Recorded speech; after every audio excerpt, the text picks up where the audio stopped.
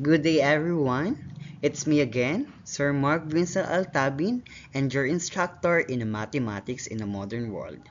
So last time we talked about the mean and median. So we will find the formula on how to get the mean and also on how to get the median.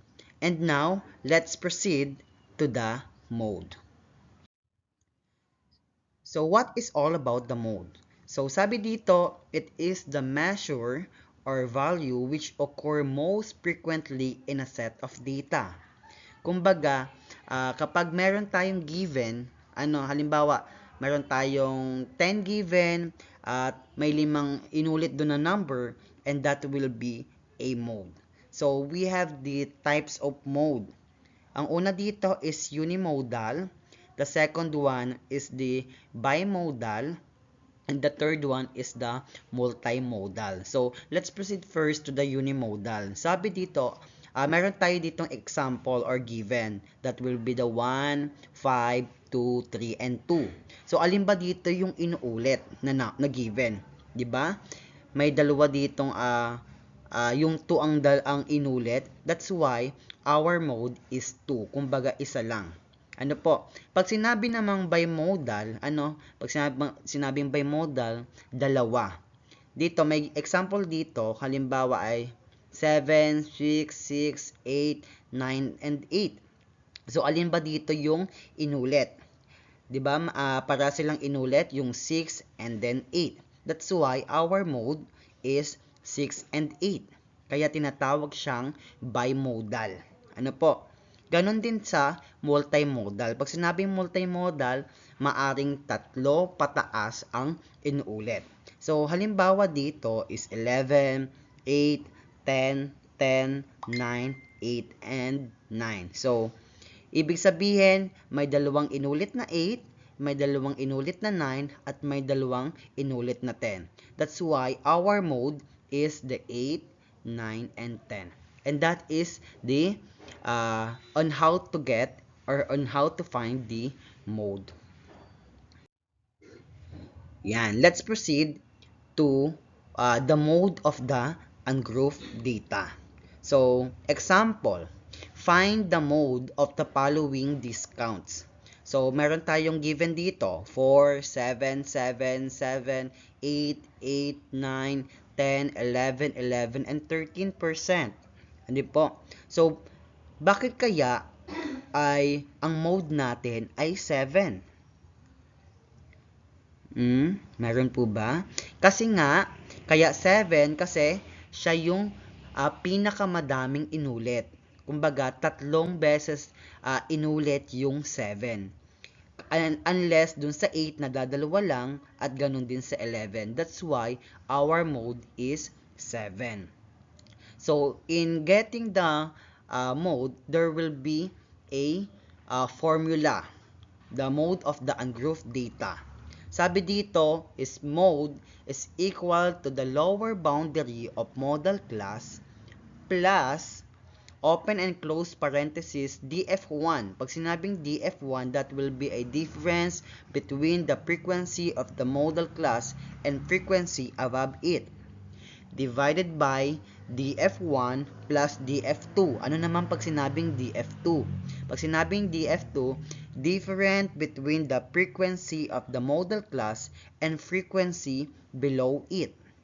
And then, yung I naman, that will be the size of class interval. So, mahalaga na maunawaan, maintindihan, at masaulo yung mga ibig sabihin po nung ating formula. Ano po? Ayan, we have the example. Ano po? Find the mode of the following data. So, ibig sabihin may given na tayo dito. Meron na tayong class limits, meron din na tayong frequency, and meron na din tayong cumulative frequency. So, dito sa class limit, we have 118 to 126, 127 to 135, 136 to 144, 145 to 153, 154 to 162, 163 to 171, and 172 to 180. So, our frequency, we have the 3, 5, 9, 12, 5, 4, and 2. So, di ba pag makuha tayo ng n, ipapag-plus lang lahat natin itong frequency natin. 3 plus 5 plus 9 plus 12 plus 5 plus 4 plus 2. And ang ating n, pag pinag-plus lahat po yung ating frequency, and that will be the 40. Ano po? So, we have also the cumulative frequency. 3, 8, 17, 29, 34, 38, and 40. So, last time, tinuro ko sa inyo kung paano makuha ang cumulative frequency. Ano po? Kung babalikan nyo po dun sa pagkuha ng median. Makikita nyo po dun kung paano magkuha ng cumulative frequency.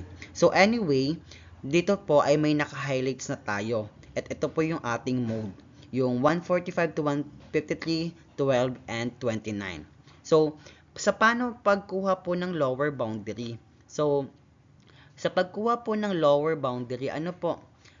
Di ba po ang ating mode is 12. So, pupunta tayo sa pinaka-class limit. Sa pagkuha ng XLB, sabi dito ay yung may rules kasi dito, 145, di ba ito yung pinaka-lower limit, minus 0.5.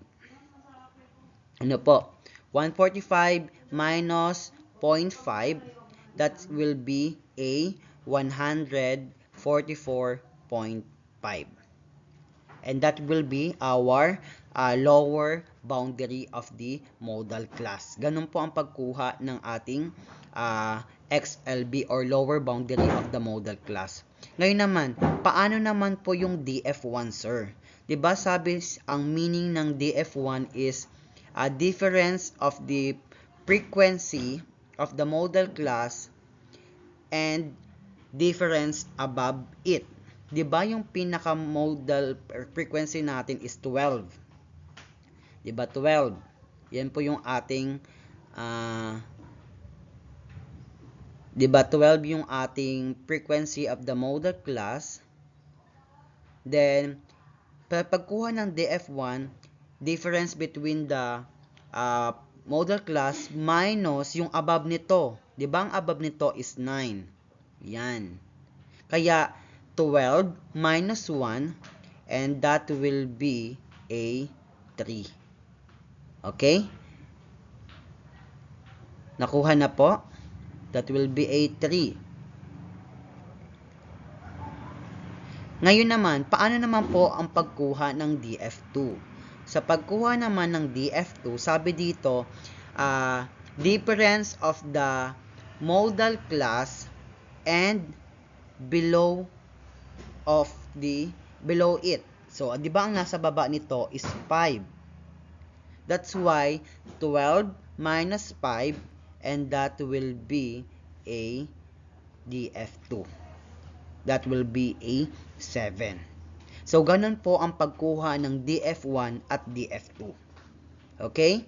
Ngayon naman, sir, paano po ang pagkuha ng interval? Diba? Nung sa frequency distribution pa lang, tinuturo ko na kung paano magkuha ng class interval. Since may given na tayo, which is, dito lang tayo kahit magtingin sa 118 to 26, bibilangin lang natin yan. 118, 119, 120, 121, 122, 123, 124, 125, and 126. That's why our interval is 9. Okay? Naintindihan na po? So, meron na tayong XLB, meron na tayong DF1, meron na tayong DF2, and meron na rin tayong interval. Ngayon naman, let's us substitute. Since meron na tayong mga given. Okay? So, XLB, so diga po ang given ng XLB is 144.5. So, yung DF1 naman natin, ayan, yung DF1, that will be a 3. That will be a 3. So, divided by 3 plus 7. Plus 7 kasi yun po yung DF2. Then, open and close parenthesis, yung interval natin is 9. Okay? So, di ba? Sa pagsusolve po, since meron na tayong na-substitute na natin, ano po, paano naman to magsusolve? Di ba may rules tayo sa PEMDAS na unahin natin yung parenthesis, exponent, multiplication, division, then addition and subtraction. Kaya, ang unahin muna natin ay yung may open and close parenthesis. So, i-bring down lang natin yung 144.5 or i-copy lang natin plus 3 divided by 3 plus 10 and that will be a 10. At 3 plus 7, that will be a 10. Then, open and close parenthesis, then 9. So, since may open and close parenthesis pa rin tayo dito, i-divide naman po natin. 3 divided by 10 and that will be a 0.3. Ano po? So, since itong 144.5, i-bring down ulit natin, ganun din po yung 9. So, meron pa rin tayong open and close parenthesis. 0.3 multiplied by 9 and that will be a 2.7. So, i-copy lang po ulit natin yung 144.5, then ipag-add na natin. 144.5 plus 2.7, the answer is 147.2.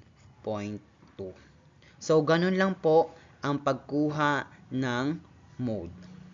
Okay po? Naintindihan na po ba? So, meron tayong inihanda dito activity.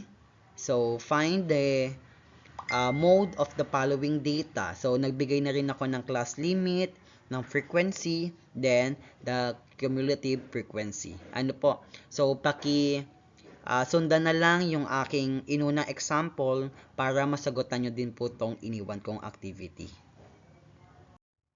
So, and that's all. And I hope you will understand about the mode. Thank you.